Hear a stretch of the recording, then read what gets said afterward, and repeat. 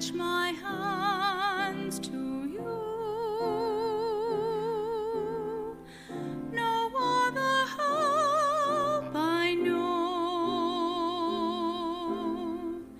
If you should leave me all alone, where then shall I go, O Lord?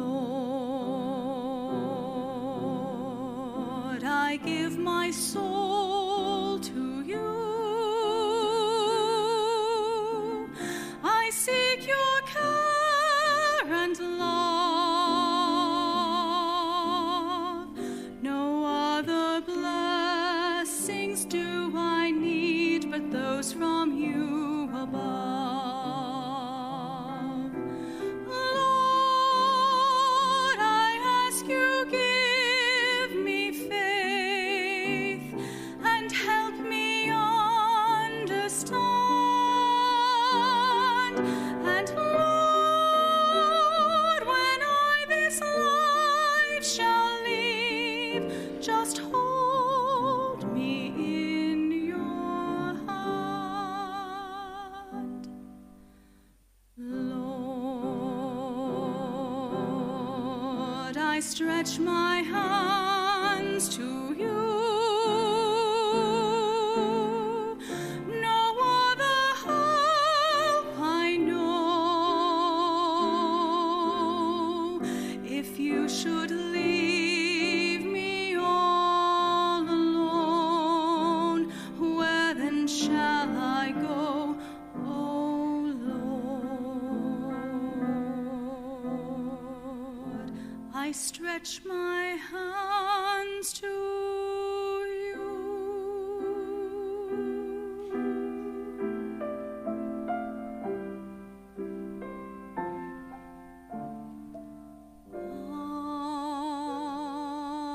Amen.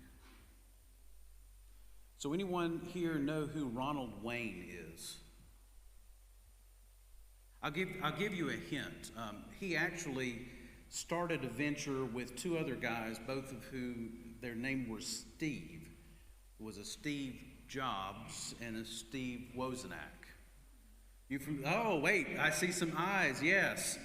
Ronald Wayne was one of the original founders of this small venture called Apple.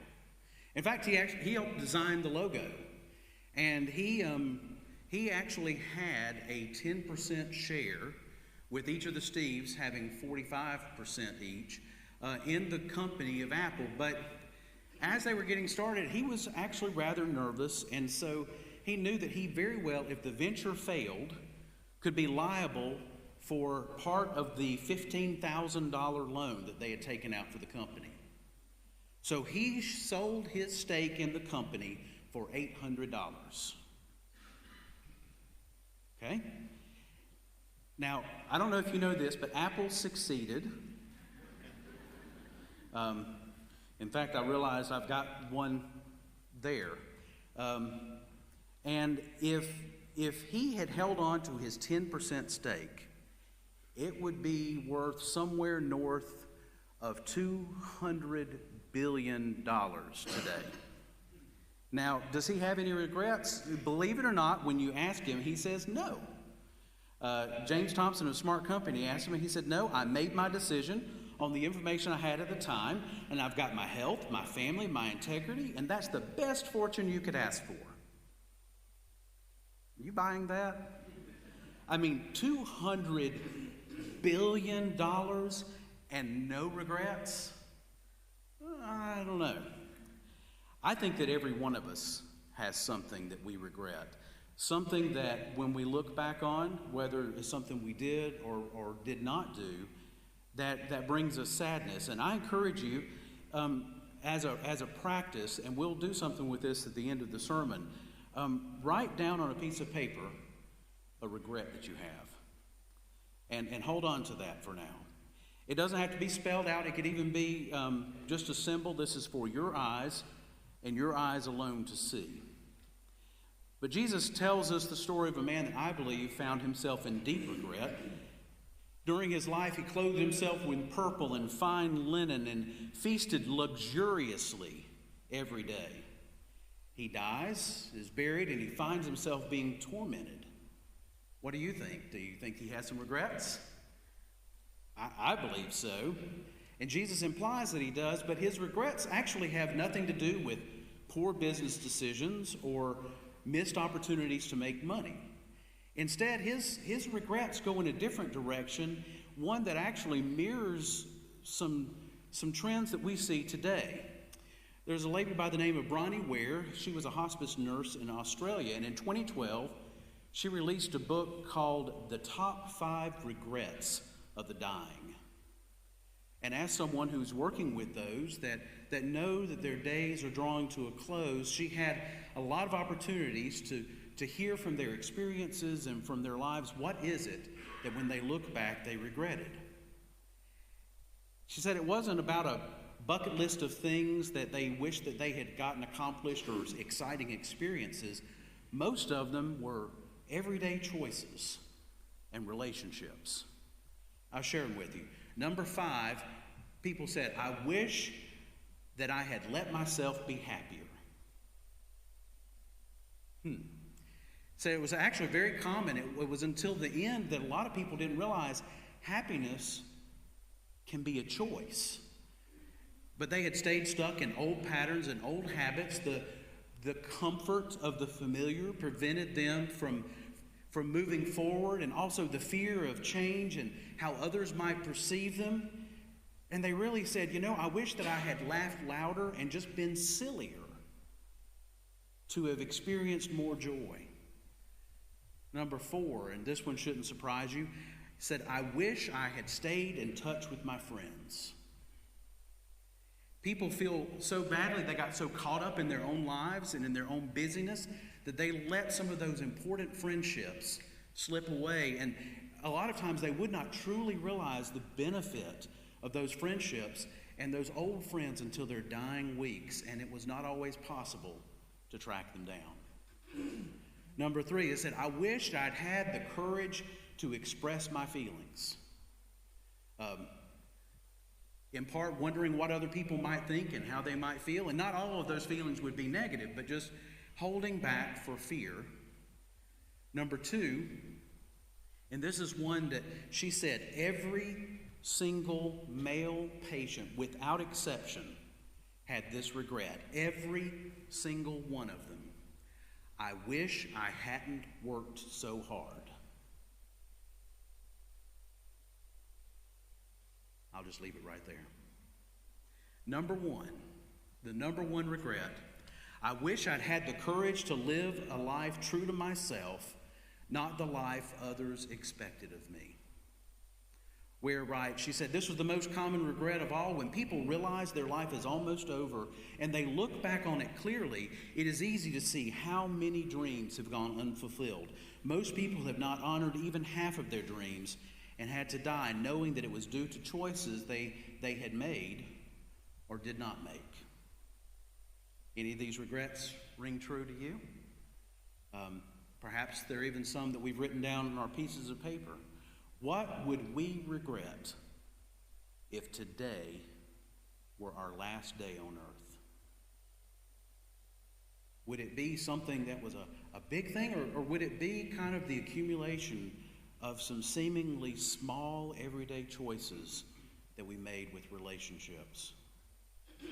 I will say the rich man, one thing he didn't regret was letting himself be happier. He seemed to enjoy a pretty good life. He lived extravagantly. He feasted regularly and enjoyed himself. But what he failed to recognize is that in life he was not alone, nor was he alone in death, because in his life, traveling with him at his gate, was a poor man named Lazarus. And I find it very interesting that of the 2 primary characters that are in this story that Jesus is telling, we know the name of the poor man, but not the rich man. And it says this man Lazarus was covered with sores. He longed to eat the crumbs that fell from the rich man's table.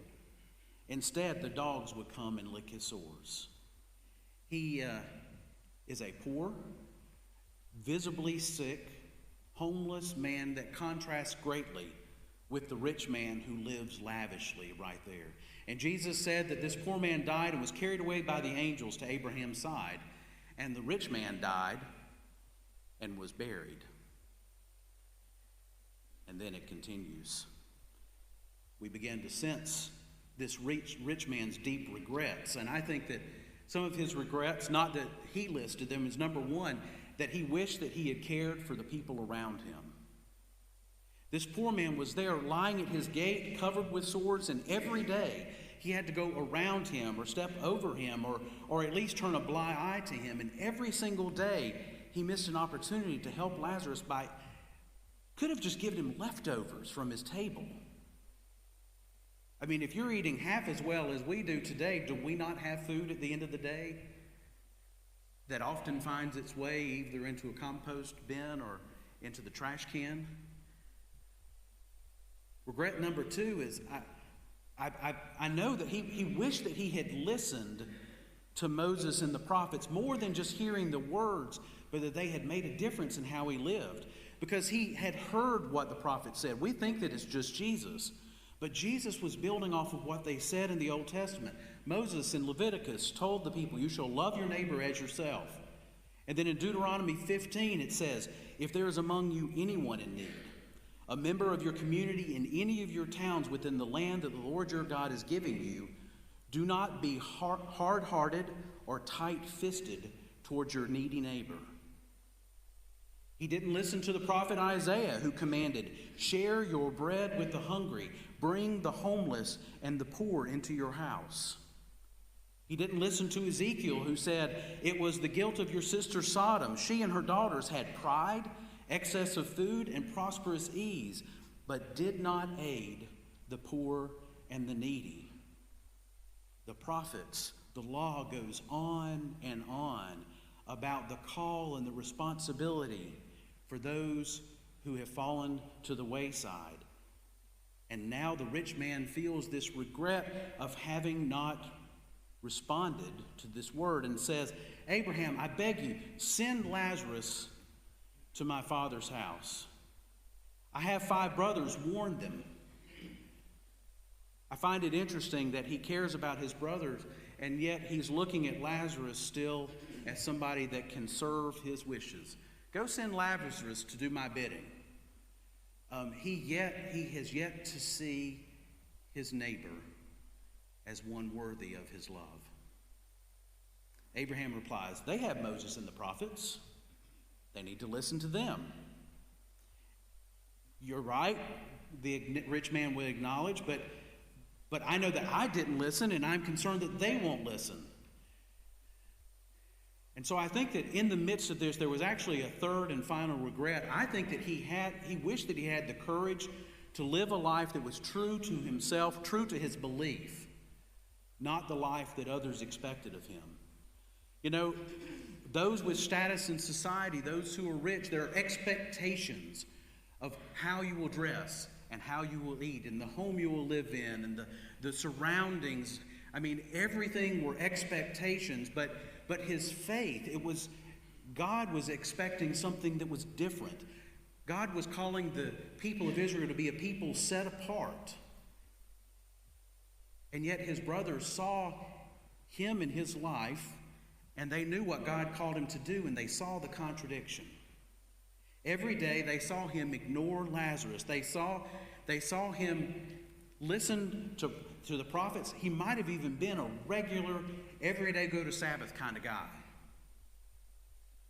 Especially if all of his influential friends were there with him as well. He knew that the prophets commanded him to help, and yet he chose not to. And all of those around him would have recognized his callous indifference in his daily life. They could see that his actions and his faith didn't match. And today's society has a beautiful word for that, as they point to people of faith and say, well, they're a bunch of hypocrites. When we say one thing and we do another, people always will believe what we have done rather than what we have said. People are not changed by clever memes or bumper stickers or a clever saying that's a twist on a phrase. Instead, what might make a difference, what will catch their attention is a changed life. So this rich man knows, no, this isn't going to work. They're not going to listen because I didn't live this life in front of them. But if somebody goes back from the dead, then they'll change. Their lives will change. They'll turn their lives around. If Lazarus will go back and warn them. And Abraham shakes his head and says, nope. If they don't listen to Moses and the prophets, then they're not going to be persuaded, even if someone rises from the dead. I think we've seen that bears reality, doesn't it? So how can we live without regret? This is a hard thing. We have the scriptures. We have Christ who did rise from the dead, who comes back to give us his way, his truth, his life. I'll be clear. I have perfectionist tendencies, but I do in my clear moments recognize that none of us are perfect. And all of us are going to come to the end of our lives making mistakes along the way. It's just reality. There will be choices that we feel badly about alongside with opportunities that we wish that we had seized. But what would it mean for us to be able to die without big regrets? What was true for the rich man is true for us. To live without regret, we need to focus on making those small, everyday choices and make them in the relationships that God places in front of us every day. And as long as we are breathing, we can choose to care for the people around us, to listen to the teachings of the prophets and the scripture, and to live a life that is true to what we proclaim with our lips. We can strive more and more every day to make our lives match what we say we believe. If we do this, we can live a life without regrets. I don't think the changes have to be massive or earth-shattering. The rich man could have simply shared some food with Lazarus, a little bit each day, and in the process of those moments of exchange have gotten to know this one worthy of love outside of his door. In the same way, hunger in America and hunger in our community can be addressed on a personal level. We can engage in Harvest Hope and Family Promise and local missions for those in need. Perhaps even the possibility of forming intentional healing relationships with those at Epworth Children's Home, literally at our back door here at Trentham Road, embracing an opportunity that God has placed before us. It's not always the big thing, but God always gives us what we need to live according to his call. So I ask us now to think on the regret that I asked you to write. And if this is something that cannot be changed, then it's time to give that over to God. To ask for forgiveness, for the power to forgive ourselves, and to move on. But if it's something that's a regret that can be changed, then it's time to ask for God's help as we begin to change that regret today. Putting our actions in line with our beliefs, living a life with integrity, is a change that is made one small step at a time, countless times every day. And the result is a life that we will not regret.